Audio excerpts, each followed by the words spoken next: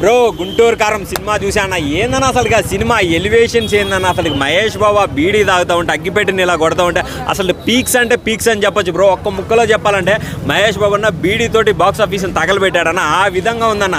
అసలుకి Mahesh Babu trend set చేస్తే అది ట్రెండింగ్లో ఉంటుంది అనమాట.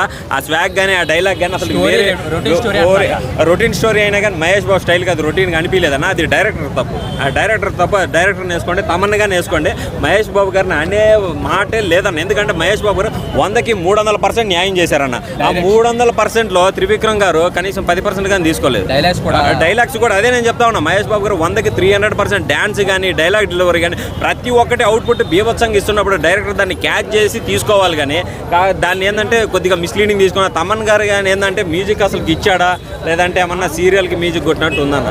ఆ కుర్చీ మడత పెట్టే సాంగ్ తప్ప ఏంటంటే చాలా తగ్గించాడు. అసలు మహేష్ బాబు గారిని ఎంతో ఎక్స్పెక్ట్ చేసాం. ఆ బీజిఎం కానీ ఏంటంటే ఏదో కొట్టినట్టు కొట్టాడు. అది ఒక రోజు డిసప్పాయింట్ అయిందన్న.